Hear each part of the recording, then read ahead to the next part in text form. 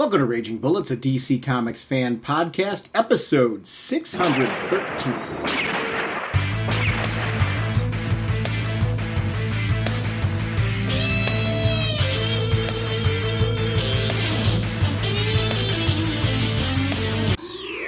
Welcome to Raging Bullets. I'm Sean Whalen, drnorge, and I'm joined as always by my co-host Jim, the sensei of the whatnot, the Duke of the Sultan of Strategery, the indestructible bridge-defying, star of the soon-to-be-released Bridgeman, Black and White, and Periwinkle, and the elder statesman of the podcast, Segulin.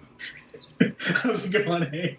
Jim, on this episode, we are going to be talking about Wonder Woman Black and Gold, issue number 4, and we're going to talk about Superman and the Authority, issue number 3.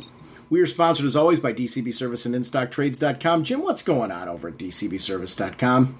Two of my favorite things to say. Absolute at 50% off. Absolute Dark Knight's Metal, 50% off, only $62.50. And Absolute Doomsday Clock, 50% off, also $62.50. Thank you. Thank you, DCBS. Over at InStockTrades.com, they always have the deals of the week, and it's a great chance for me to catch up on things that I didn't realize were released. Robin the Bronze Age Omnibus Hardcover, $125 regularly, 60% off, only $50. If you haven't picked up these Omnibus editions, this is a great way to get a lot of comic book content at a very low cost. Sandman, the Deluxe Edition Book 2 Hardcover. I own Sandman multiple times. I love these deluxe editions. These are $49.99 regularly, 65% off, only $17.49. It's a great format. 100 Bullets. If there's a series I can recommend without a shadow of a doubt, 100 Bullets Omnibus Volume 1 hardcover. $150 regularly, 55% off, only $67.50. I want to thank DCB Service and InStockTrades.com for continuing to support our show. Mr. Segulin, what kind of a podcast are we? Raging Bullets is a spoiler podcast. We go in-depth into plot lines, story twists, and whatnot of the comics for discussion on today's show. So, if you haven't read the books, you may want to come back later so you can better enjoy the show. Let's talk some comics. Come on, Skreel. Let's pay these Plutonian beam makers a visit. So New York Comic Con's running this weekend, Jim, and it's the first year where they've had this metaverse option where you could, at least I think so. I don't remember it being in case last year. I mean, I guess I should put a quotes around that. I'm not 100% sure. I know last year they did some virtual things, but I didn't remember there being like a paid virtual option, and I might be wrong on that. But this year it was nice because you could do this like paid option where you get access to what looks like most, if not all, of the panels. I've been making my way through a few of them. Well, I got to say one thing. I wasn't able to attend this year, and it wasn't because of pandemic. I wasn't able to attend this year timing-wise, just because of work and all that. So I'm one of their target audiences for this moving forward. And what I mean moving forward is I think they should keep doing this because I will go. This is not going to stop me from going to the con. There's a difference between the experience of being at the con and watching it like this. But I will say what I like about this is the panels are crystal clear and sharp. I watched William Shatner's. I watched the Battlestar Galactica one. I'm starting to make my way through. They have a lot of stuff on there, and there's just a vast array of content. But I'm surprised they have some really cool stuff on there on gaming in the classroom, comics in the classroom. So there's things actually relating to my job, but then there's interviews with comic creators. And the one thing that I'm not seeing through the panels this year, as in the past when we went to the cons, is like this presence of like DC and Marvel proper. I think that's a mistake by both of those companies, not New York Comic Con. Because I got to say, New York Comic Con's got me, or Reed has got me on this metaverse with the amount of content. There's just a rich amount of content on there. If you are on the fence on this, I believe you can still purchase it. Go do it. There's a ton of content there. And the easiest way to see if you want to in is look at the panels from the con. There's like a ton. I mean, my gosh, there's something there for everybody. If you're a fan of anime, if you're a fan of comics, if you're a fan of gaming, if you're a fan of film, if you're a fan of television, there is literally something there for everybody. So I'm just making my way through a lot of it. The thing I love about the panels is crystal clear. I mean, the recording quality of them is sharp. The one with Shatner and the one with, it was Edward James Olmos and Mary McDonnell from Battlestar Galactica. my gosh, sharp and clear. It was like being in the room. In some ways, it was, I don't want to say it was better than being in the room because you can't recreate that experience of being there and being able to ask your question and being part of the community. But the visual of being able to see it up close is a different experience. It's kind of a nice little trade-off of the fact that I'm sad that I can't be there, but I'm glad to be a part of it and be able to enjoy the content. And I think this is a smart move on their part. I hope they continue doing it moving forward. I'm going to keep making my way through the panels. I wanted to shout it out because this weekend in particular, I've had a number of things going on with work, and it was the reason why I couldn't go. I've been able to make my way through some of these panels, and man, have I loved just being able to be a part of the convention experience because of the way that they've done that this year. I know pandemic was driving it, and I hope it's successful for them. I hope this is generating another revenue source for them as a company, because we've seen what's happened to Wizard this year. And some of their cons were bought out, and they're going to continue on with Fan Expo, but I don't want this to happen. I want us to continue having this plethora of choices of conventions, big and small, to go to. So I'm hoping companies that produce conventions, put on conventions, are finding clever ways to make these happen, because this is a great promotional opportunity for all of these media sources, because they speak to us, to the interests that we all have. And as I was going through that list, if you're interested in any of these things, boy, is this really worth it. And I love that now, because I've done this, I have some time to be able to make my way through the content and see things that I wouldn't have been able to see otherwise because I couldn't be there. So it's cool. Yeah. It's really cool. Yeah, and like I purchased mine, but I had technical issues this weekend, not associated with the con, but with my internet provider. So I could not physically watch the stuff. Mm-hmm. So I spent my weekend reading comics. Oh boy, what a rough weekend that was. But it sounds like it was hard. Yeah, it was a difficult weekend for me.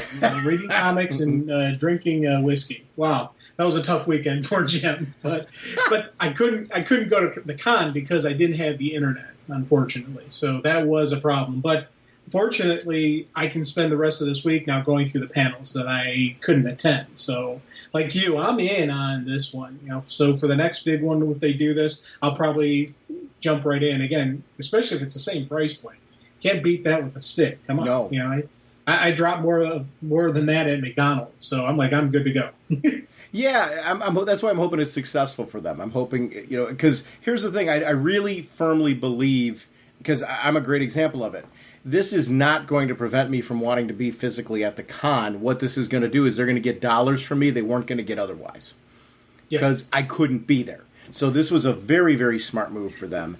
We got Fandome next weekend. Now that one, where are you at with Fandome? Because and by the way, it sounds like I'm knocking New York Comic Con by saying that there's not the DC and Marvel presence that I'm used to. There is creative talent from DC and Marvel throughout this. So I'm not saying that they aren't there. I'm just saying I'm used to the booth experience, and I would have loved to have seen them partner up with New York Comic Con and done kind of like a virtual booth, if that makes any sense. Yeah. And that could be something moving forward. I think they're nuts if they don't. It's a lot of what's happening with gaming now, too, because we're seeing the same thing with E3, which was for the longest time, I'm going back a long ways, but E3 was like the central hub of finding out from big companies what's next for gaming. I think there's a point to that. There's a point to having New York Comic Con, San Diego Comic Con, C2E2 be these hubs that you're going to get the big companies making presentations. Fandome does not replace that.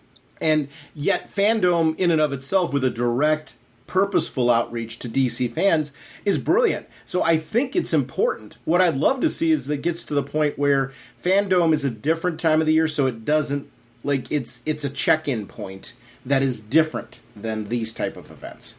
But I'm glad we're getting Fandome next weekend. I think it's going to be super cool, and I'm excited for it. So it's not really, I'm not saying a choice of one or the other. I'm saying greedily, and I think purposefully, I want both. Because I think you're going to get more of a comic pop culture fan that maybe gets Metaverse, for example, and comes across some DC content that maybe they wouldn't have before. Or if they're at the con, they mosey into a panel that maybe they wouldn't have before if you're there. So I think there's a point to having both. as opposed to the one that just targets people that were looking for DC. Same thing for Marvel. Same thing for any of these companies. Like, I love seeing there's quite a few on New York Comic Con Dark Horse panels that are there. And, I have not looked through every single panel yet that's at New York Comic Con. I'm just making my way through. But in the future, I'd love to see there to be more opportunity for companies taking advantage of this and partnering up and spotlighting themselves at this type of thing. I'd love to see it. Dark Horse is doing it. Here's the thing.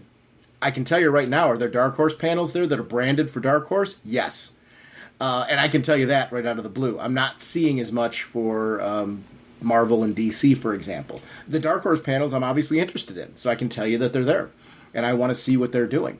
So I think this is really, it's a step forward what they're doing with these virtual opportunities, because these panels are a great chance for us to connect.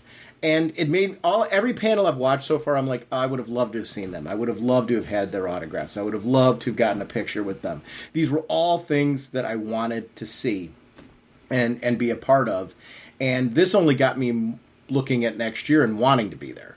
So it's a good move for them, and it's a way to, like I said, to get $1 from people that couldn't be there otherwise. So I hope it's successful. It's neat. Yeah. So Fandome is Fandome a destination for you next weekend? Is that because for me, I plan next weekend that I think Fandome's 4 hours. I think is what they were saying, but I'm gonna watch it. I'm like gonna sit there. To me, it's like destination television.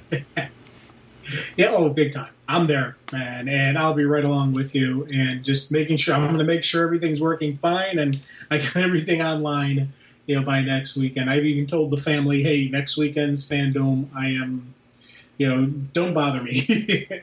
So yeah, it's again like you, I'm in on these things now. I was a lot slower in on this because of just my comfort level with the internet and all that technical stuff. I'm an idiot when it comes to that, but last Fandome really had me like, this is cool, and then like with New York Comic Con, I was like, I wanted to be there, I just couldn't. So same thing on Fandome. Definitely looking forward to it. And I think, and I agree with you. I think, the big companies, because the big booth, I used to always remember, whenever we went to a panel, we always swung by Mecca, the AKA the DC booth, Sure. And it was this massive, multi-area booth, and it was always neat stuff you can look at. Maybe they'll have a creator signer section. You can figure out when you want to go there. They had all this different type of kind of event. Just on the con floor. It was always kind of a neat thing. And Marvel used to do the same thing. They had their big Marvel booth and all of the other comics. And I wish virtually they could come up with something like that. I think right now they're still thinking on how they can do something like that. So they're just focusing on what would be panels, but who knows what next year is going to look like. Because with you, I agree. I would like to see them keep a virtual con. And, next year, New York Comic Con or C2E2, if it's virtual, I'll pick it up just because, again, this is kind of an interesting experience for me, and I'm in. So let's rock it. Yeah, you'll actually like this. There's an AEW panel that was on yesterday. There's just a wide variety of stuff here. And believe me, there's a ton of comic content. It's the piece that I'm looking for is because I'm just scrolling through Saturday, for example. And keep in mind, I'm scrolling through the archive, and I think they're going to keep adding to this archive. But what I'm not seeing is, like a Marvel panel, a DC panel. I'm seeing the creators, and I'm seeing the content, but it's not like sponsored by Marvel or linked to Marvel with a partnership like we're used to seeing. And I really am sure that this is like them trying to feel this stuff out. And the pandemic has caused things to be weird, and there's no other way to say it. Things are odd right now. So I can see, trying to figure out how to navigate all of this and do it well. So it's just something where there is some opportunity here, I think, to make fans feel connected, to connect with fans through these conventions and through virtual opportunities that they should not miss. And I think going to your own solo things exclusively is a mistake.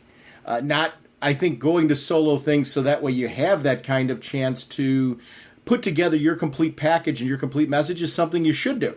But I think you need to have a presence at your general big conventions as well. It's something that separates them from some of your smaller cons.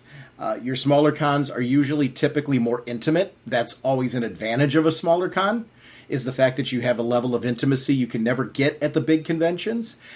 These things have they wind up being categories for a reason.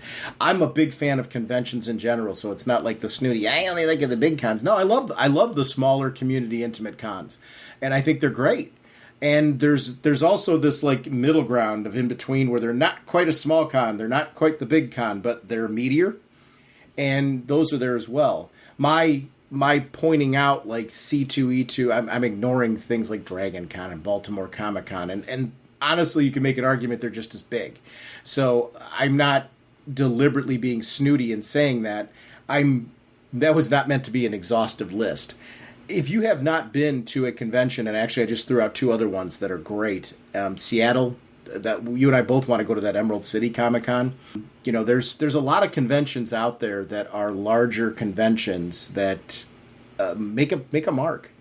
And I'm hoping all of them are looking at more of the virtual opportunity as some way to reach an audience that can't physically be there. It's got to be a tricky balance. You're behind the scenes going, hey, we want people to come to the con, right? But we also want to make money. There's an audience, an untapped audience base. How do you find the right balance of not shying people away from being physically at the con? Because if you're not physically there, one thing they're not getting from me is me going around the merchandise floors and things like that. Me paying for pictures and signatures and those, in-person experiences, VIP badges, the things that you and I do. So I think there is a point to them kind of looking at how do we keep a balance to this.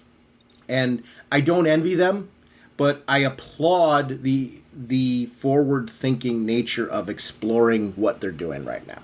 I think the metaverse is a huge step forward. And the nice part is these metaverse memberships come in 2 different layers, where there's one that's kind of a fan version, which means that you're not going to be able to physically attend a con, but you get an opportunity to take part in this kind of content. Then there is the version that allows you to get discounts for conventions themselves. So there's, like the pro version or the premium version, whatever you want to call it.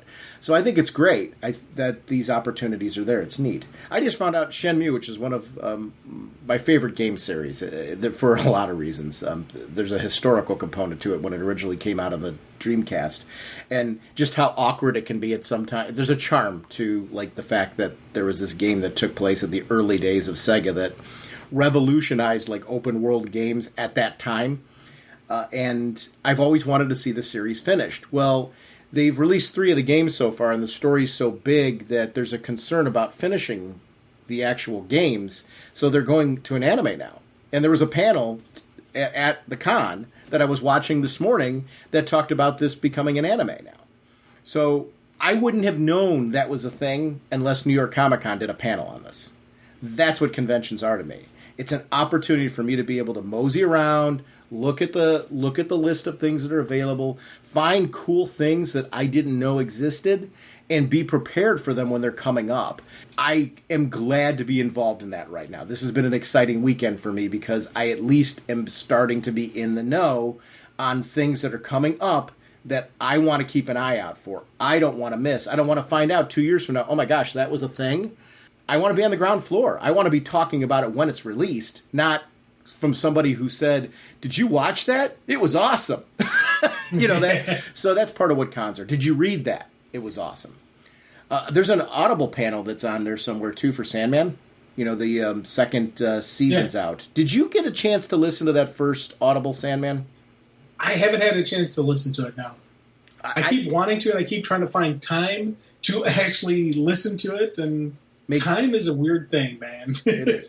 I'm going to say this to everybody out there listening. If you have not listened to the Audible adaptation of Sandman, there's 2 of them now. There's 2 seasons of this. They're both single recordings, but big stories. They're really doing a terrific job of adapting Sandman as an Audible experience with a full cast. And I mean, it's big name talent. If I started rattling them out, like James McAvoy's, Dream. I mean, it's a big cast. Neil Gaiman's the narrator. It's such a great opportunity to listen to Sandman and hear this acted out. It was so many great moments in the first one. I've just started listening through the second one, and they have a panel I want to listen to at New York Comic Con for it. I cannot recommend enough the Audible Sandman experience. It is top notch.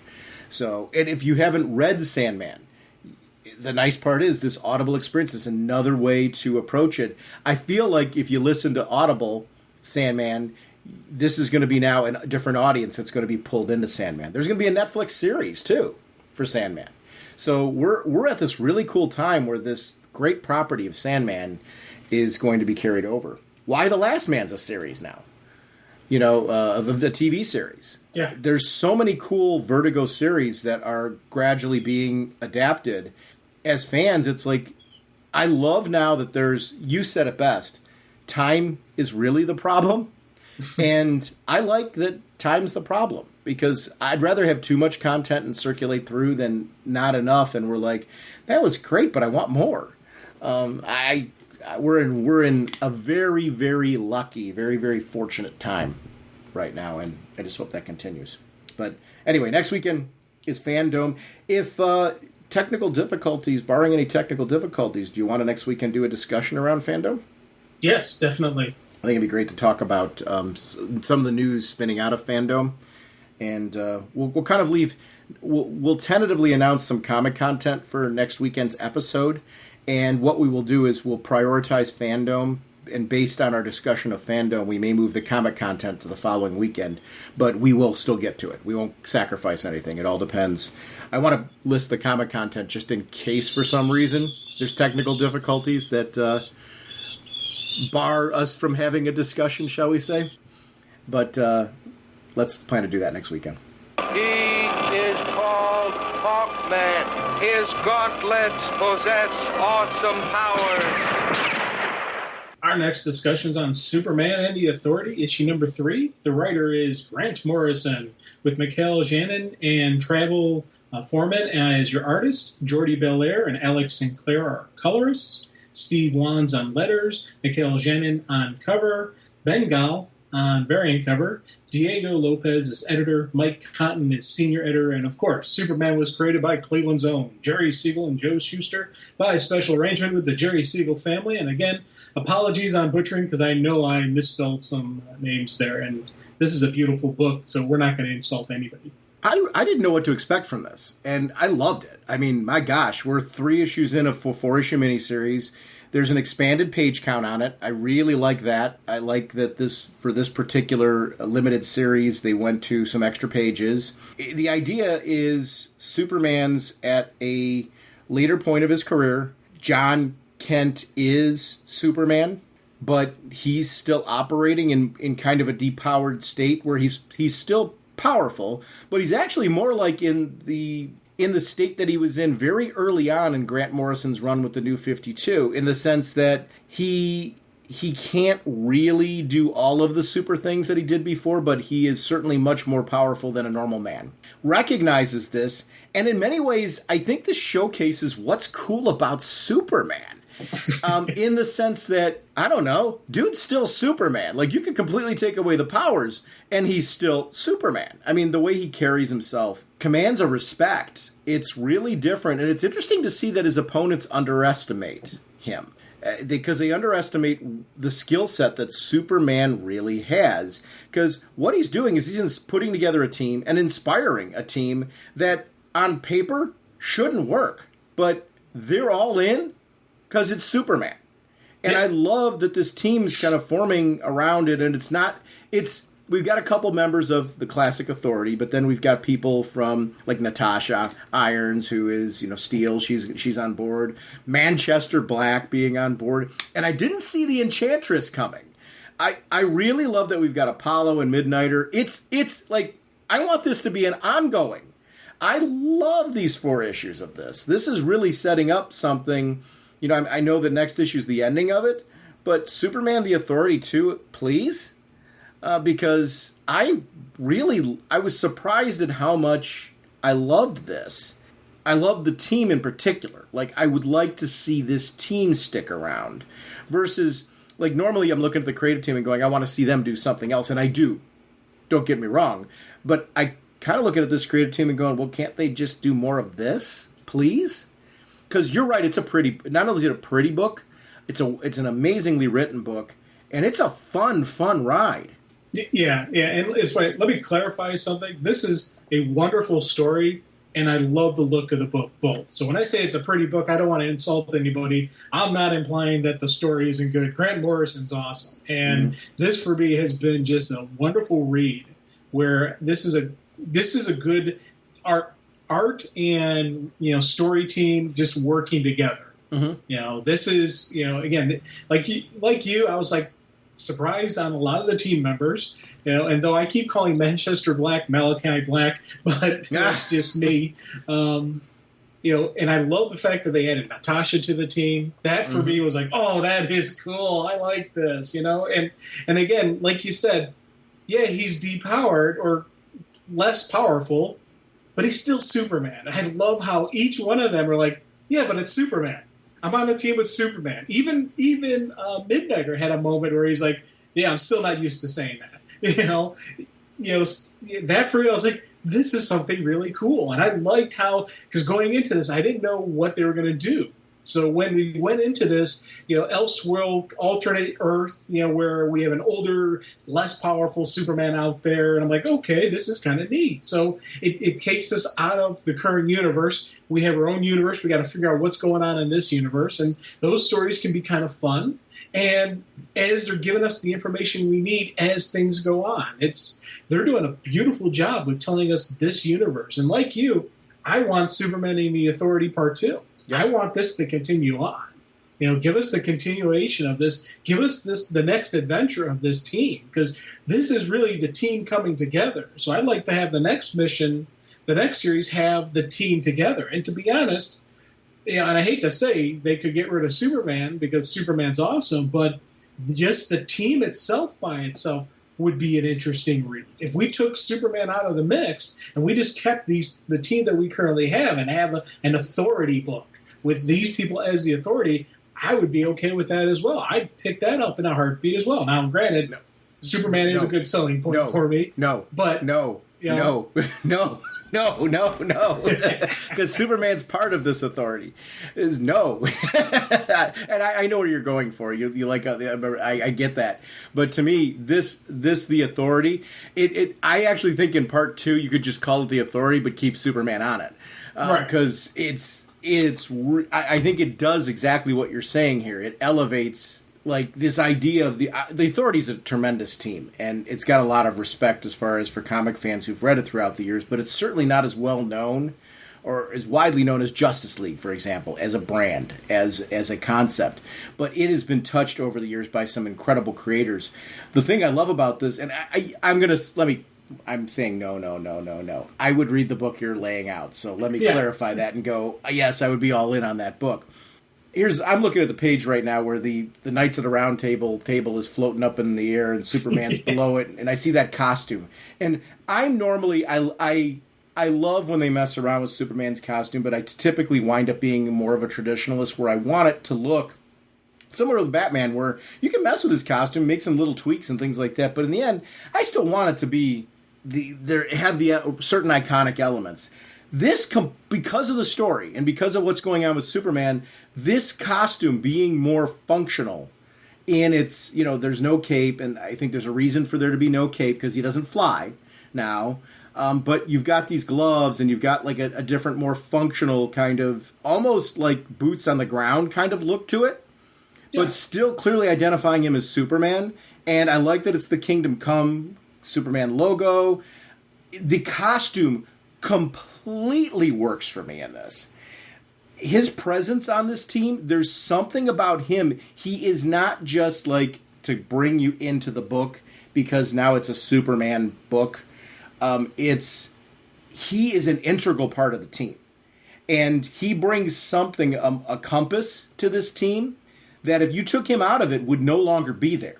So sometimes you put like these, it's one of the big three into a book, and it's more to draw in sales and things like that. I know you're not saying that, so let me clarify that. What I love about this book, and it's one of the reasons why I'm so protective of Superman being on the team, because he's got this like depowered thing going on. He needs them as much as they need him, but they need him for different reasons than we're traditionally used to with Superman. They need what's on his head, in his head, his kind of moral compass, the way he carries himself. It's funny, we had the debate over the years about reluctant leaders and that type of thing with Superman. Superman is the leader of this team. Yes. And he needs to be. I think he's making them all better by being there. And yet he, in his own way, is learning from them as well. He recognizes their skills. There's times where he even yields to at one point there was that line about yielding to Manchester Black because it's more of his wheelhouse. And it was an interesting, like, Manchester Black was even taken aback by how he worded it. And it was kind of a cool, like, moment between them that I want more of that. I really love this team. I think there is a point where we could get exactly what you were talking about, and I would be all in and saying, yeah, this is the great time for the Authority to kind of graduate. I'm not ready for them to graduate yet, because I think there's more untapped potential between Superman being part of this team before you would change this team up. And that's just personal preference, more than it being me trying to contradict you. I just love every cast member in this right now. And that was the surprise for me. This whole miniseries has been a complete surprise at how much I loved it, how protective I am of it, and how much I want to see more. And this will be one, if they never do a sequel to it, I will tell people, you didn't read Superman and the Authority? Pick up the collected edition. You need to read that book. Because issue 4 is not out yet, but I have that much confidence in this wrapping up in a satisfying way. Grant Morrison sometimes gets like this, where he does these stories that are fun. I don't say fun in a diminishing sense. It's got every bit of the depth that you would expect from a Grant Morrison story, but this is a good time. I mean, this really is a fun read. And I really appreciate the balance of it being this meaty story that has some really strong character depth, and you learn a lot about these characters and this world and the story he's trying to tell here, while at the same time, it just being really enjoyable. He likes to play with the wacky. I mean, again, we've got the floating real Knights of the Round, like the real round table from King Arthur, floating in the air. That's what they're using as their JLA table in this. And I like it. There's one point in time where they're like, hey, shouldn't we return this?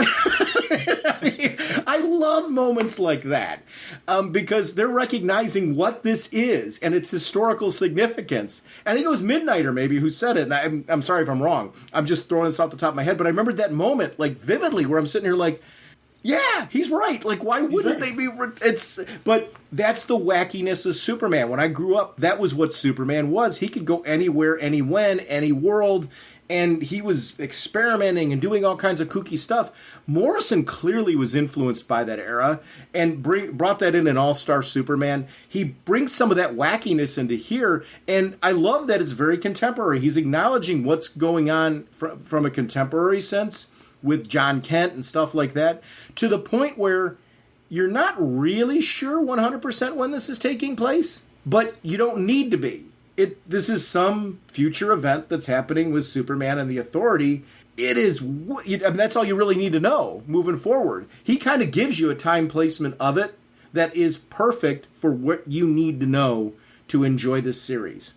That piece is great. I also love the acknowledgement of the fact that Superman and Midnighter have had some interactions. There's an acknowledgement to that relationship being a thing. Very quick. Just gives you kind of an overview. He doesn't paint this story into a corner where it can't really fit into continuity where it needs to, or where it could if a fan wants to put it there.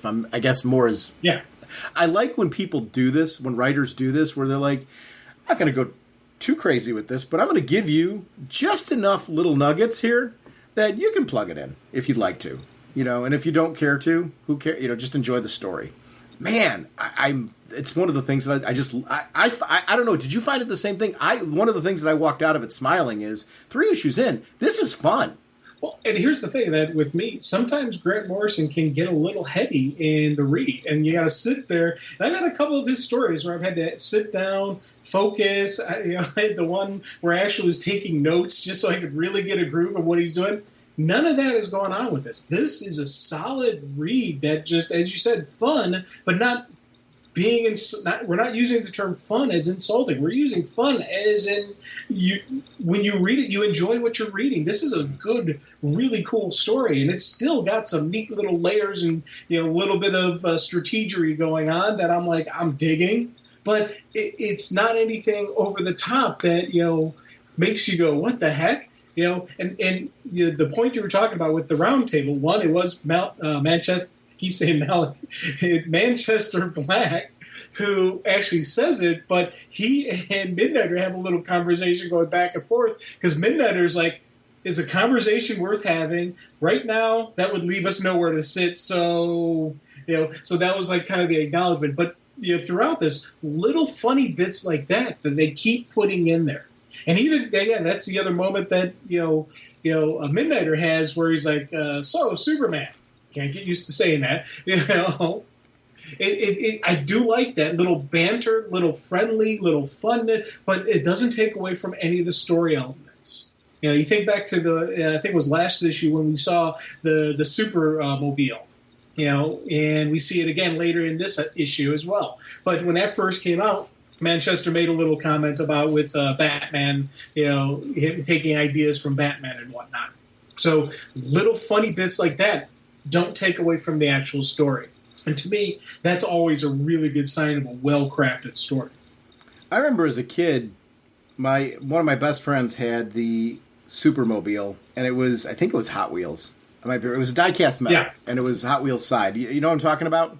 Yes. Yeah. So I had the Batman one, the 66 one. It was funny, I go over his house and, we'd play with toys and stuff like that. I'm going back when I was really young. And not that I wouldn't have it now. I'm surprised I haven't sought that out because I always loved the Supermobile. I always thought it was just a really cool concept and how Superman used it at times where, kryptonite was involved or he was, depowered because of a sun or something like that. It was a neat device. And I always loved the idea that Superman also would have need for gadgets, but for very, very different reasons than Batman. But I like Manchester Black saying Batman would rub off on him. Of course. And I love that. I mean, it's kind of a neat little piece that would make that kind of fun. But Superman as a scientist, as somebody that inherited that interest from his father Jor-El, and from what he learned from the Fortress of Solitude, is something that it's been explored in the comics before and was really a part of classic comics. And I love that that's something that periodically pops in from time to time. It's an element of Superman we often forget, and it makes him very interesting. The Supermobile was sweet. I loved seeing that. And again, talking about fun factor, that made me smile. Because of the fact he can't fly now, he uses the Supermobile instead. Yes, of course he does. Oh, God, yeah. And it was funny because one of the things I was looking again at, I loved when June Moon does her transformation to the Enchantress. Just a little tweaks and little changes. She still keeps some of her, but then she changes. Again, it's that transformation. And throughout this issue, that was all what it was about. That June and the Enchantress are one and the same. And that is kind of a neat concept again for me because my dealings with Enchantress is that they're two different people occupying one body. This one really they are the same person, but there is kind of a personality kind of shift and twist. So I want to see, again, we're talking about the team. I want to see more of this Enchantress. That seems kind of neat. Yeah. I agree with you. It was interesting to see that. I think I've been so used to over the years of seeing the combat between the Enchantress and June that you don't get the opportunity too often to see when they do merge. And they do it. They've done it before. But in this story, I really loved seeing this kind of the hybrid of them combined and what that could offer to a team. And that was really neat. She's somebody that, wow, if this was a monthly or has continuing stories, there's a lot to explore that as well. Superman, like, is at this point in time where they're inside trying to bring June out. And he's like, we'll stay with you as long as we can, June, but you have to promise to get us out. Can you promise? And I like that because he's not just responsible for himself. He's responsible for the whole team. Like, we're in here. I need you as a part of the team. We want you as part of the team. But, like, I can only stay so long if we're going to be at risk. It's an interesting sort of point that Superman's making there. And I loved that. I loved the presentation of that piece with Superman, because I think there was an honesty to what he was doing, trying to reason with her, trying to say, we're here for you, I'm your team. She's so far gone at that point that that's when Superman realizes, Manchester, we need you. You know, you've got to right now reach her, because that's not happening. And he's the worst guy to talk to somebody who's having issues. But yet he does a great job in, like, because I'm thinking he's going wrong at certain points in time in the dialogue with her. And that's one of the things that I loved. He was being uniquely Manchester. But in the end, let's be honest, he did succeed in reaching her. Yes. Well, everybody else is, and I love the fact that she's like, you're just like everybody else. Tell me, do this, June. Do that, June. He's like, hey, that ain't what I'm saying. I'm saying embrace your darkness. It'll make you strong. And that for me, I kind of cheered because, you know, again, it goes back to the whole Star Wars thing, embrace the hate, and I was like, that's kind of neat, Yeah, he's terrific addition on this team. Yeah. I think that's one of the nice things about this cast of characters is they've all got their own little background and upbringing. And when I was walking into this, I was expecting Superman and the Authority, meaning a more traditional Authority team. Yeah. Not that it was only going to be Midnighter and Apollo who are really with the Authority, and we're actually building a new Authority here with this. And I love it. I think this was just a really, really smart move, the way that they're handling it. And with Superman being depowered, there's a reason for Apollo. Yeah. You know, you're not having two Supermen on the team. Superman's role is very, very different on this team than you traditionally would have. It's why I kind of like him in this depowered state on this team. Like, it works. He's not weak. He's just got to approach things from a very different standpoint. He's there for the experience. He's there for the leadership. And it's just a different sort of dynamic. And Apollo being starstruck, where he's like, as a kid, listen, I got to say, as a kid, I just wanted to be you. You see how true that is. And in his relationship with Midnighter, you see him sitting there, we're killing people, and he's the voice of reason going, we should be finding a better way. We should be finding different ways to do it. You see he's got a different moral compass than Midnighter, but yet you also see that they have certain things morally heavily in common, where they're trying to make the world a better place. They're trying to accomplish goals. There's some differences, like there is with any couple, right? And I really love how the two of them are. When you get to see a well-written Midnighter and Apollo story, you see why the two of them work as a couple and what they bring to the table with each other. And I really enjoyed that part of this, too, that I thought it delivered that well. They accomplish a lot in this book. You don't get lost in the story, and I think you were referencing that earlier really well, where this is a story where, wow, the pacing's really strong. There's a lot of depth to it, which is commonplace in Grant Morrison's stories. But you're right, this is one where you don't need a flowchart to follow this one. You can kind of just enjoy the ride and really admire the pace and the story. This one I want to be an animated release. Like, I was thinking by the end of I'm like, boy, when this is done with 4 issues, it's going to be like the perfect length to be like a 1 or 2 part DC animated release. And really should be. I'd love to see this done with some action to it.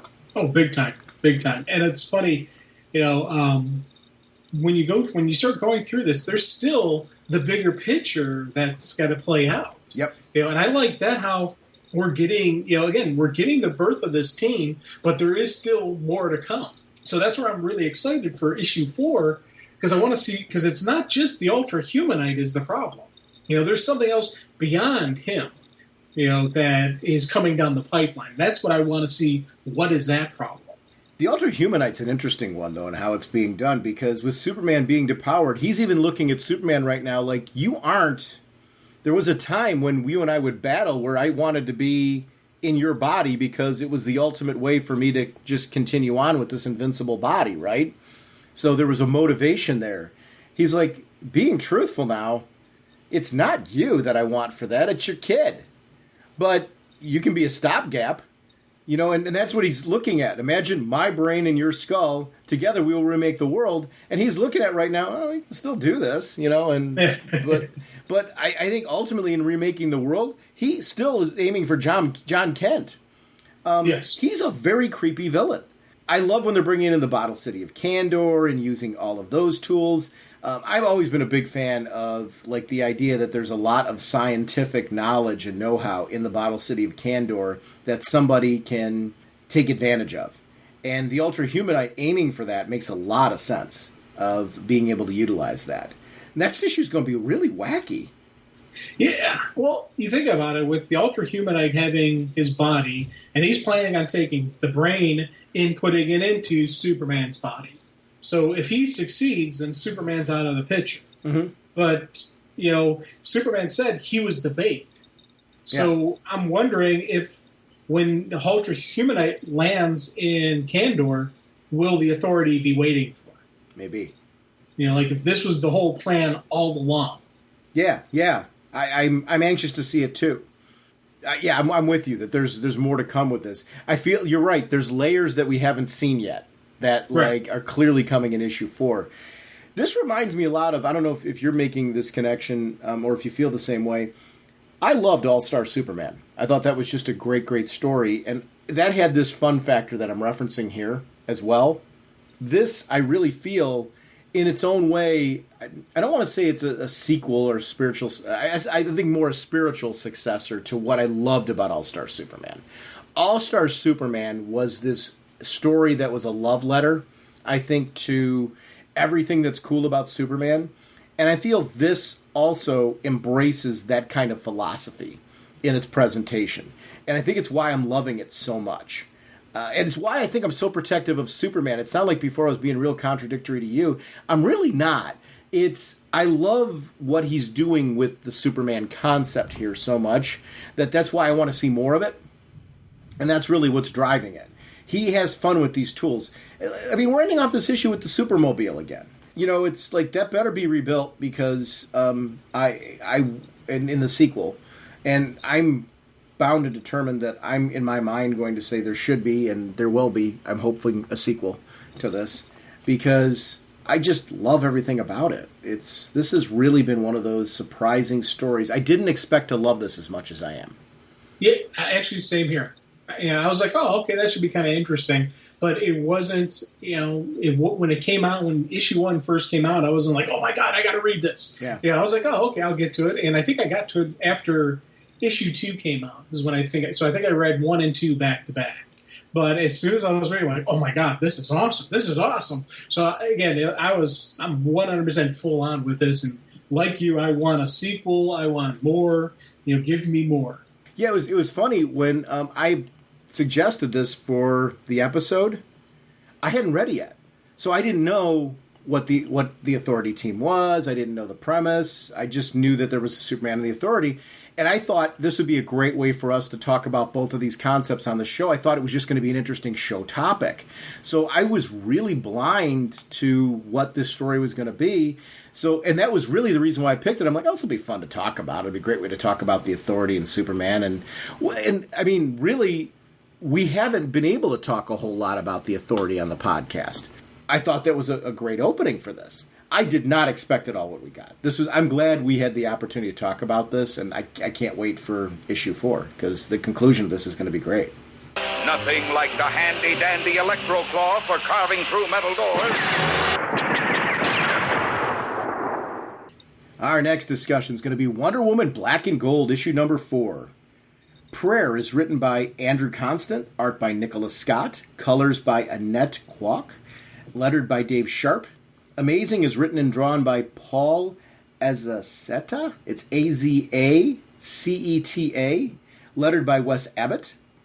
Whatever Happened to Kathy Perkins, written by Sina Grace, art by Leonardo Romero, lettered by Pat Brousseau. Love Failed is written and drawn by Andrew McLean. Wing Woman, written by Sherry L. Smith, Art by Colleen Doran, lettered by And World Design.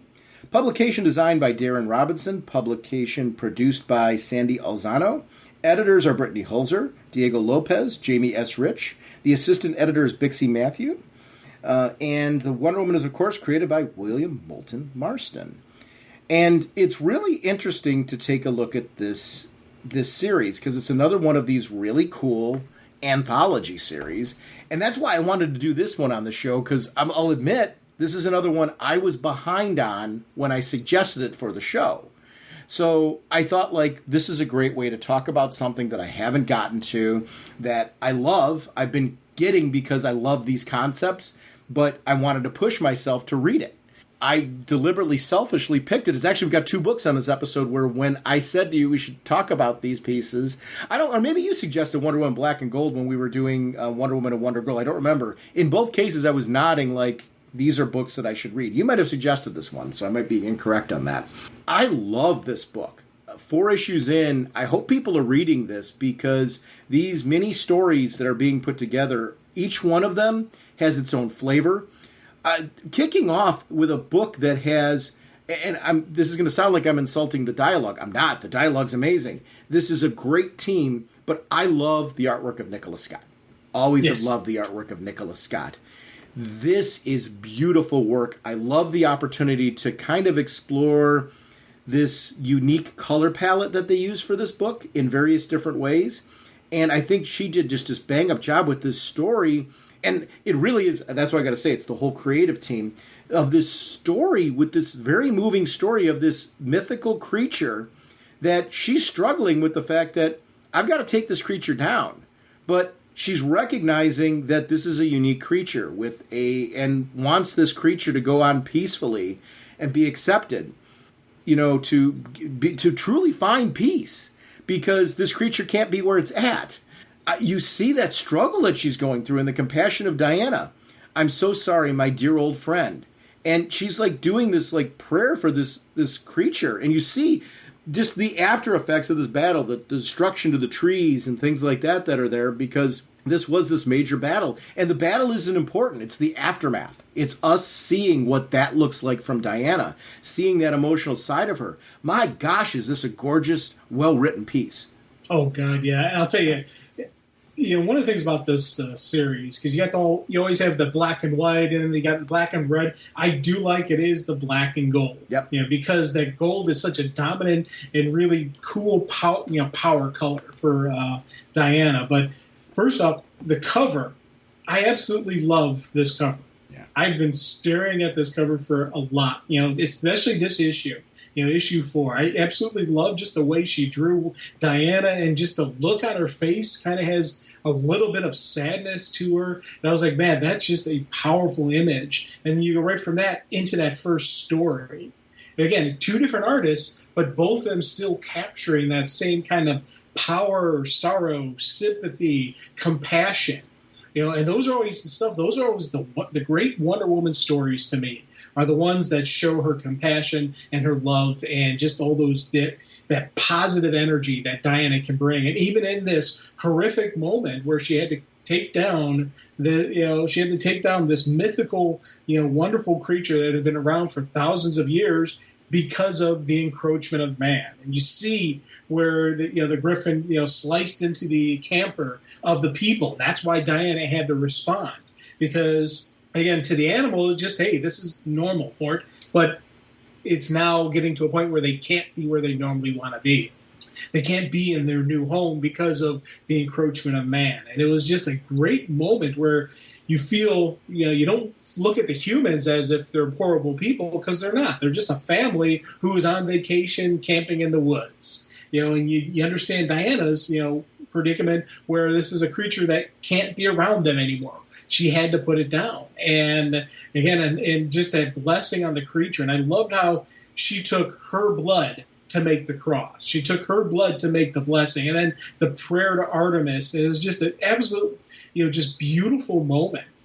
Some of the artwork that they're doing with just the weaving of, the lasso around her, to kind of form the shroud, for this, creature. And then, it just, I was like, man, this is just an awesome, awesome story. The cover, too, I'd be remiss if I didn't mention it. The cover was by Tula Lote, and I apologize for any name butchery because I agree with you 100% on the cover. There was a variant cover done by Simone DeMeo and Mateus Gara, Bergara. Apologies again for any name butchery there, but it's so much of this whole production is a gorgeous book. I really love the exploration of, she had to do what she had to do because this is a creature that's out of time and out of location, and the world has moved on. And the unfortunate part about this is, this is a family who now is going to be scarred from this for life, right? Because they're leaving in their RV that has been torn to shreds by this as survivors of something that they didn't know they were going to. So there's an after effect for them as they go to leave. So when she references the fact that, that warped your aged, vulnerable mind, that made you something you were never supposed to be, a monster, that's the progress, the idea of it not understanding and not possibly being able to understand this strange world that it is now inhabiting. You see her, that's where there's that real compassion and understanding that you get from Diana that I don't know that other heroes are able to deliver the same way that she does. And that's the thing that's so lovely about this piece is it's all the more captivating because of the fact that we didn't need to see the battle for this one. I didn't need it. I needed everything that I was given right here. And wow, was that moving. The gold was absolutely gorgeous in that sequence where it's knowing that they are loved completely. And, the lassos around the creature and you see that almost like a fiery flame around it. Because of the fact that it's black and white with gold, it stands out. It has a different kind of pop. And I really loved the beauty of it where it stands out more. And the deer coming up behind her as this acknowledgement of Artemis was just such a cool thing because it's just her and the deer at the end. And you see that little symbol on the deer's forehead. Just gorgeous. I mean, there's so much of this that I would love to see as a poster, a mini poster. I'm looking to make one my background of my desktop, just because it's such a pretty, pretty book. A story that was moving, just genuinely moving. You know what? I just noticed something. What? As we were talking, the panel when the family's driving away. Okay, the third panel down when you see the damage on the RV as it's going away, you got the one sign there that says danger. But if you look in the water, you can make out the word toxic. That lake became toxic. I'm wondering if our friend drank the toxic water. That's what turned it, kind of when it drove crazy and started attacking. Sure. Who knows? And that's kind of neat seeing that, just piecing it together because, there was, and that's the cool thing about this story, there was a massive epic battle here, but it's the aftermath that's the more important part of showing Diana. And I thought that is kind of cool that we skip over what would be a traditional, comic book moment where you get the hero flies in, saves the day, dun da da. No, this is about the compassionate aftermath. I'm going to say this when I'm looking at the next story. Amazing. Growing up, I was Lucy, and annoyingly so. Where it's I always wanted to play. My cousin references this all the time that I always wanted to play Batman and superheroes and stuff like that. And obviously, if you're not as much of a superhero fan, that starts to become old fast. But I was I'm laughing as I'm watching the two of them interacting. And this story visually could not be more different, but it was so great. I loved that. I was we had this moving story that came to an end. Then we went to this really fun story where you see Wonder Woman versus Giganta. And these kids, because of where they live, again, collateral damage, Giganta falls into this building, and now she's got to save these kids, and does. And the story takes a whole different turn where Wonder Woman handles these kids differently than Batman would or Superman would. They'd rescue them. Superman would compassionately try to take care of the kids, and Batman would too in his own way, but not this way. Wonder Woman sees the opportunity to make the kid empowered. Hang on to this for me, okay? Hold on tight, okay? Completely distracting the kid from what could be a scary situation, and instead making Lucy part of it. So when it's end, and when she's taking off, the hood and going, that was amazing. Yes, she was. I think taking off the Batman hood was not a talk to the hand of Batman, but her kind of feeling empowered, seeing herself as like this, I just got a chance to help out Wonder Woman, to be a part of this whole thing. Wonder Woman left this kid in a better place, and there's a sense of wonder where this kid moving forward is going to be really trying to model herself after Wonder Woman, but also feeling like Lucy herself, feeling that like she's something more. She can be something more. She can strive to be something more. And I thought Diana just made a mark on this kid. It was such a great story, and totally not what I saw coming. Well, again, I agree completely with you on this one. And with me, this one reminded me, and I think it was in last issue, or maybe the issue before that, the girl who stole the lasso. About the kid who, basically got her hand on the magic lasso, and she kind of she was a little bit of a geeky girl, but it kind of empowered her. That's something that you really gotta understand with a really cool Diana story is she does empower the next generation. She does empower somebody to stand up and, be strong. You're stronger than what you think you are. You can do this kind of moments that you get some great moments like that from Diana. And for me, again, we both love we both love Superman, but Wonder Woman does have some of those really cool moments. And with her, to me, with seeing when Lucy takes off the hat, when she takes off the cowl, it's now she's not somebody else. She's herself, who is just as cool and just as powerful. I loved seeing that kind of moment. And especially, again, same thing because Lucy's got the blonde hair, so when she takes it off, you get that pop of gold, So this for me was, dramatically different artwork, but still just as beautiful, just as effective, and fit this story so well. Yeah. Whatever Happened to Kathy Perkins was a story I got hit by. And I'm sure you can guess why. Both of my parents passed from cancer. I don't know. I didn't expect to connect with this story in the way that I did. You got this Kathy Perkins who's all of a sudden back in Diana's life, and really was back in Diana's life a long, long time ago, back in the era where Wonder Woman was depowered and was more of a, agent of sorts during that time. It was a very different era for Wonder Woman back at that time. So she is somebody who found a way to kind of, through magic, she was able to contain herself in this bubble of this store. Just kind of live life dealing with mobsters and things like that, and stop the progress of a disease of lung cancer that is killing her. So it was worth continuing this cycle, this endless cycle that she's going through just to live, just to hold on to life. But Diana's pointing out to her that, you're holding on to this life, but hang on a minute here. You're stuck behind these walls. You can't go out and see these things. For a minute, let me just take you and show you what you're not seeing, the world you can't be a part of. Is it worth living this long, living forever, never being able to experience this? She's like, I just want to live.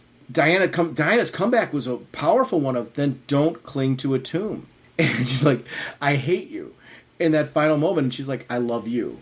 And the emotional moment between them. And Diana's right. Better to live your final days, to embrace life, than to hide from it, to try and keep it. And it was such an amazing story. Anthologies a lot of times get I think Batman Black and White did a great job over the years of breaking us away from this feeling that these are throwaway books. They get a bad rap, is what I'm saying. I've always loved stories like this, short stories. I think that there's a cleverness to what creatives able to do with these stories. Just because they're shorter stories doesn't mean you're not getting these powerful emotional experiences. And this offers so much in diverse storytelling throughout this, and diverse artwork. These are a tour de force. I really hope these are successful, because I need these. These are a nice break, because you don't need you don't need 5 issues of memory of content, of what happened over 5 issues ago in order to understand these stories. These are a nice little break. You've always used the term palate cleanser in the past. These are a nice little escape from just what we expect from longer form stories. And I love longer form stories, don't get me wrong. But it's nice to have these as a balance of like, hey, this is just a nice, fun, sit down. It's a digestible read that's going to take you through a wide variety of experiences. I've read these in a variety of different ways, where sometimes I'll read 2 or 3 stories at a time and then go back and finish the rest later. Other times I've sat down in one sitting and read a couple of issues of these type of books. I love just that you can do that and take this in bite-sized chunks or in larger doses. This is a great book. Oh, yeah. And I think this story, again, it hit me too, just because whenever there's death and all that kind of the emotional side of it. Again, Diana's just that wonderful hero to tell these stories because of her compassion, because, again, that is really her best superpower, is her understanding of people. Mm-hmm. And just that, she doesn't need to punch the bad guys to win. I think that's, some of the things that I've really grown to love about this character. And when you get the powerful stories, and like with you, that scene when, she finally does break the pendant was just, awesome. But I love the line where hours can be spent or hours can be burnt. I like that notion. And the first thing that popped in my head when I read that was back to Shawshank Redemption. Get busy living or get busy dying. And again, those just kind of, moments just always ring through my head, about, just time is this, they say time is commerce. Time is a commodity. Time is something that is sacred and precious, and you don't want to waste it. You want to actually live it. Whether you're living it for 5 minutes or whether you're living it for 100 years, you still want to live it. And I think that for me is something that really just, it captures you and it catches you and it just, gets you thinking about just everything. And I'm like, just in these couple simple pages, it did trigger again. And, when you get true emotional responses from the books that we read, that's one of the reasons I love doing this. I love, reading this and I love talking about it because, again, I got an actual emotional response on this one. And it got me a little choked up reading it, and then you read it a second time and then you start thinking about off page, and you start thinking about just your life and just everything that you've dealt with, and then you start thinking off page on these characters. Who was this Kathy? How, what were the stories around that? And it's just, I tell you, I absolutely love this story. Speaking of stories that I loved even better the second time around was this Love Failed. This was one that it's easy to get, with how many cool stories are in this, to forget some of the ones that you really, really enjoyed and enjoyed even better the second time through. This was one that I think because of some of the flashier stories, I didn't realize how much I appreciated it the first time around until I read it again, and I'm like, wow, this really is a good story. And honestly, we do live in a society right now where people are preyed upon, right? Through the internet, through social media, through phone calls. I get phone calls from my father all the time because I took his cell phone, or the home phone number I grew up with is now my cell phone number. But I get predatory calls all the time that prey on people. My father would have been 77, and that prey on people of his age range. And you see how this is preying on people. Like she does this line, Hypnota, this idea of, do you ever feel like you've been dropped in the middle of the ocean? No paddle, no stars overhead to guide you, and life keeps smashing you with waves one after another. Do you ever feel like you push with all your might, you give it all you've got, but you still don't have what it takes? No money, too many obligations, then there's the emptiness. I know I've felt that way. And then flips the switch saying, did you ever think maybe you just need to be in the darkness, embrace the darkness, let go of all of that, and, abandon the world, abandon your guilt, your responsibilities, feel the weight lift from your shoulders, basically giving up any of your self-will and let her drive the ship.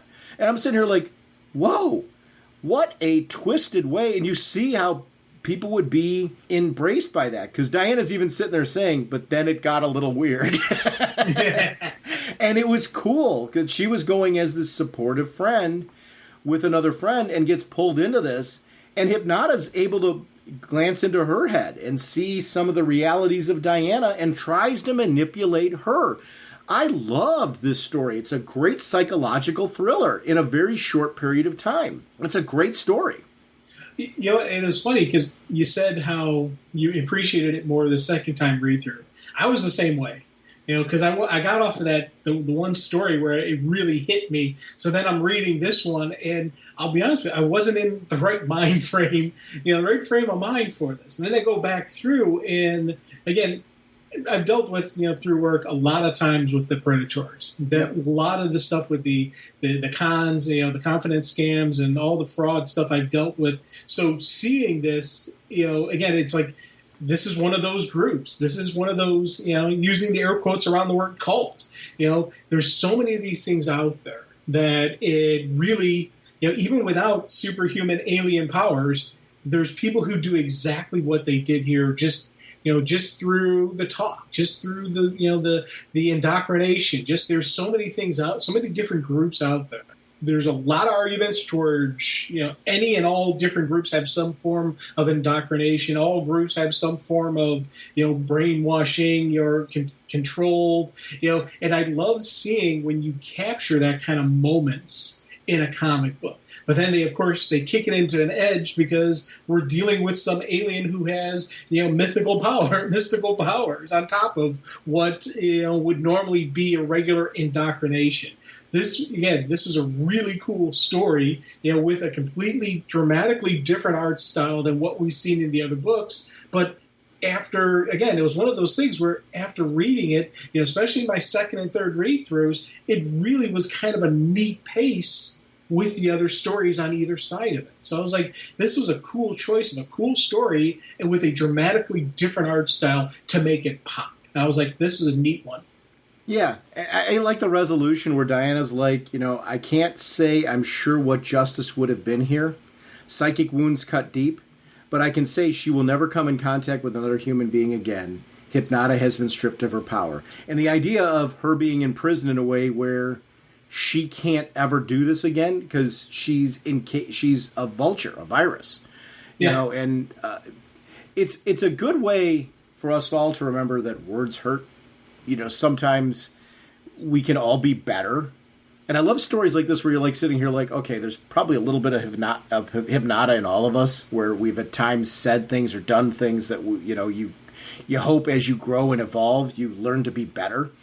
I love stories like that where you can sit there and go, you can learn from this, you know, and it was cool. It was really, really cool from a lot of levels. Like, you know, lock that away.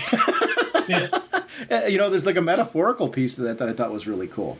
Talk about another gorgeous piece. At the end was this wing woman piece. That really, this was another one that struck me at the end kind of as a nice bookend piece.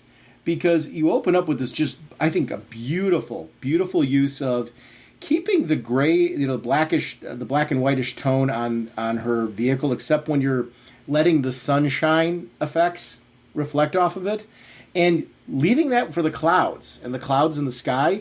What a great way to start, because, you know, she's talking about the fact that, you know, as a woman now, we're able to do more things and we're taking on more roles. And, you know, it's almost like this, you know, revolutionary time where, you know, women are being given the, sometimes, I shouldn't say being given, more taking the opportunity because they're needed. You know, being able to say, you know, this is what we're all about. This is what we're able to do. And you see this just cool sequence of the dress and the shoes being this way that she was able to get ahead up from the plane that's coming after her and trying to shoot her down. I just thought it was just this gorgeous piece of talking about empowerment. It really just did a great job of her saying, in spite of, you know, I'm not going to make it, but she's willing to make that sacrifice and fight in these battles because of that. Wonder Woman just showing up. Looks like you use a hand. Mind if I step in? This idea of her kind of like jumping on the plane, jumping to the other one and taking it out, and then towing it away with the pilot in gear. It was such a cool little sequence of just female empowerment. It was I mean, and there's no other way to say it. This was just this cute story at the end that felt strong. and was gorgeous, and I just loved it. And I was like, I totally get what this is doing. It's really meant to, show the heroism of this pilot that was almost going to sacrifice themselves because, that's the ugliness of war, right? The fact that you've got these heroic people that are trying to fight for what they believe in, defend what they believe in, and sometimes that just, unfortunately, in war, it gets ugly and dirty and doesn't work out, right? Wonder Woman just happened to save her in this moment. And she's going to go on and continue doing great things because she just happened to get lucky in that moment and have Wonder Woman save her. It was a cool ending to the story. Well, and the neat thing I loved about this is she's, their female pilot, and I don't think they ever gave her a name.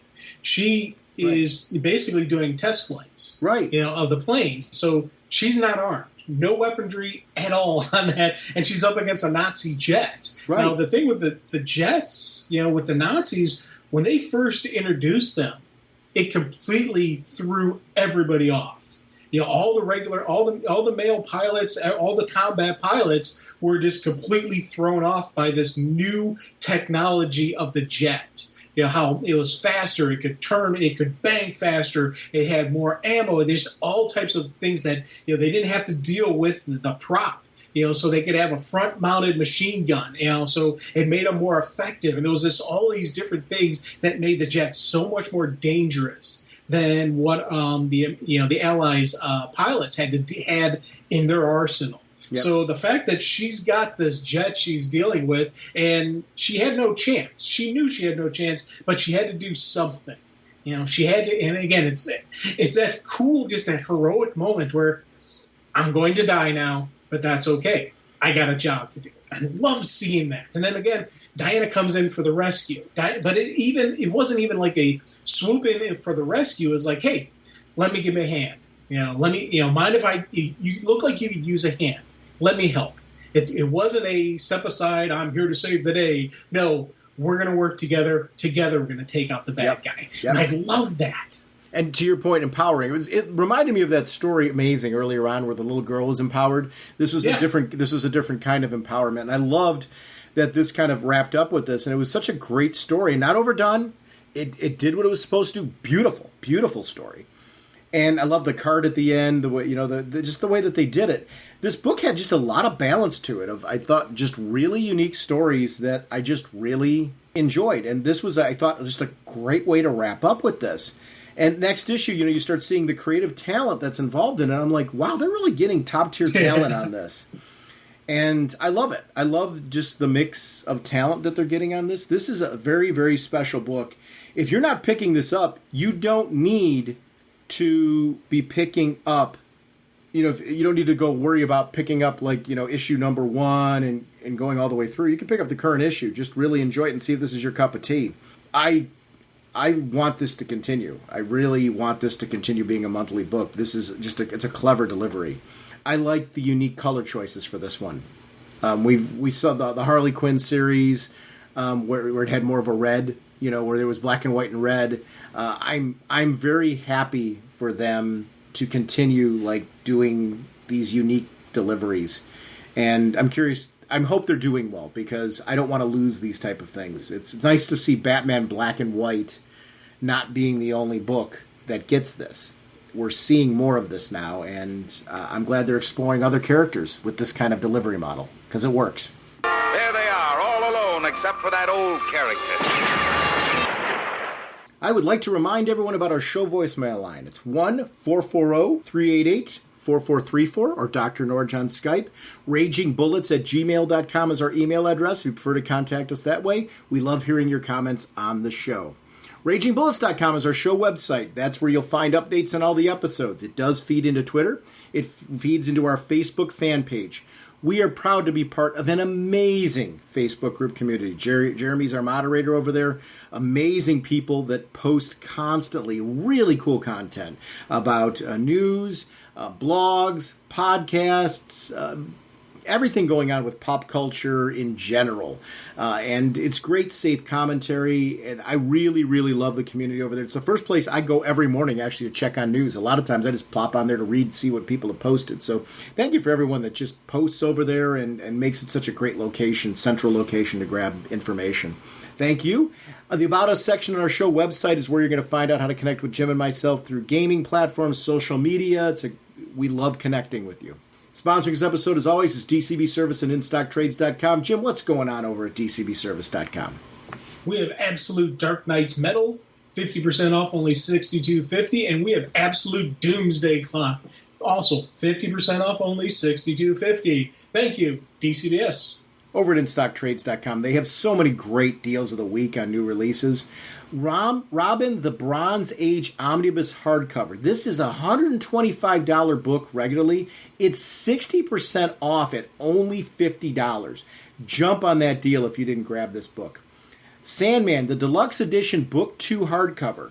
$49.99 regularly, 65% off, only $17.49. 100 Bullets Omnibus Hardcover, Volume 1. $150 regularly, 55% off, only $67.50. These are amazing deals, and only a sampling of the deals you can find right now if you go to InStockTrades.com. Thank you, DCB Service and InStockTrades.com, for continuing to support our show. Our next episode, Jim and I are going to be back talking about DC Fandome. And depending on the length of that conversation, we're going to begin our check-in on Fear State. Otherwise, we will continue that the following week. So we will see you then. Bye. All right, you guys. Are you ready to sing your song? I'd say we are. Yeah, let's sing it now. Okay, this should be fun. Now get ready for your cue. Okay, Sean? Okay. Okay, Jim? Jim? Jim! Okay. Raging bullets time is here. We talk about what we hold dear. Comic books and TV shows. Superheroes and their clothes. Justice League and so much more. I just love Green Lantern Corps. We talk about the books we've read with spoilers straight ahead.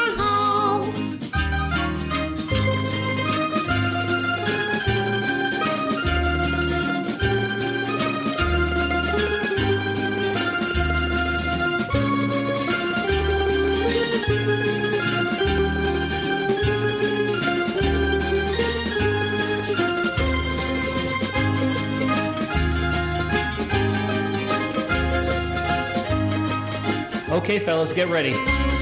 That was very good, Sean. Naturally. Jim, you're a little flat there, so be careful. Jim? Jim? Jim! Okay. Justice League and so much more. I still love Green Lantern Corps. DC Comics are what we know. The Raging Bullet Show. DC Comics are what we know. The Raging Bullet Show. Excellent job, guys. Let's sing it again. Yeah, let's sing it again. No, that's enough. Let's not push it. Push it. What is that? Yeah, what are you talking about? No, I didn't mean anything by that. I think you're going to do it Jim, how long do you want the song to go? Look, it's our production.